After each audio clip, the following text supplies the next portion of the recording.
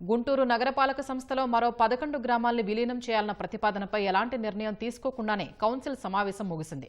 Corporation పరిధిలోనికి Guntur గ్రామీణ మండలంలోని 11 గ్రామాల్ని కలపాలంటూ MLA Burla Ramanjaneyulu ప్రభుత్వానికి ప్రతిపాదించారు.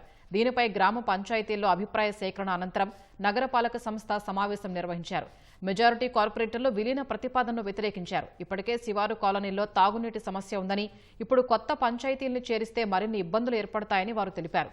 కాగా ప్రత్తిపాడు నియోజకవర్గ పరిధిలోని కార్పొరేటర్లు మాత్రం విలీనానికి అనుకూలంగా స్పందించారు. వైసీపీ సభ్యులు విలీన ప్రతిపాదనను తిరస్కరించారు. 11 గ్రామాల్ని కలపటం వల్ల దాదాపు 20,000 ఎకరాల భూములు కార్పొరేషన్ పరిధిలోకి వస్తాయని నగరపాలక సంస్థ కమిషనర్ పులి శ్రీనివాసులు వివరించారు.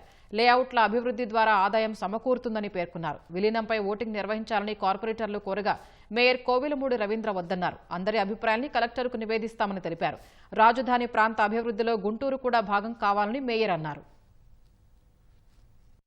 వెనిగండ్ల, అగతవరపాడు, తర్వాత తక్కెలపాడు ఇట్లాంటి గ్రామాలను కూడా నగరానికి దగ్గరగా ఉన్నాయి కాబట్టి కలుపుకుంటే మంచిది. చిన్నపల్లకలూరు, అట్లాగే జొన్నలగడ్డ, దోసపాలెం ఇవన్నీ దూరంగా ఉన్నాయి కాబట్టి మీరు దగ్గర కూడా ఎందుకు ఆలోచించలేదని చెప్పారు. గౌరవ అధికారులకు ఆదేశించాం. వ్యక్తిగత ఎండాలు వద్దు, మనం ఒకటే కూటమి ప్రభుత్వం అభివృద్ధి కోరుకుంటుంది. దానిలో భాగంగా రేపొద్దున ఏమైతే ఇన్నర్ రింగ్ రోడ్లు వస్తున్నాయో ఆ ఇన్నర్ రింగ్ రోడ్లకి అవుటర్ రింగ్ రోడ్లకి ఏ విధంగా పరిసర ప్రాంతాలు ఉన్నాయో అవన్నీ డెవలప్మెంట్ చేసే భాగంలో ప్రతి ఒక్క గ్రామం ఇప్పుడు ఆయన గౌరవ ఎమ్మెల్యే సూచించే అధికారం ఆయనకు ఉంది కాబట్టి సూచించాడు. రకరకాలుగా దానికి తీసుకెళ్తున్నారు. గౌరవ కేంద్ర మంత్రి గారు మీ అందరికి మాట ఇచ్చారు. విత్ ఇన్ ద షెడ్యూల్ టైంలో దాన్ని కంప్లీట్ చేసి మేము అప్పచెప్తాం. ఈ మీడియా ద్వారా తెలియజేస్తాం.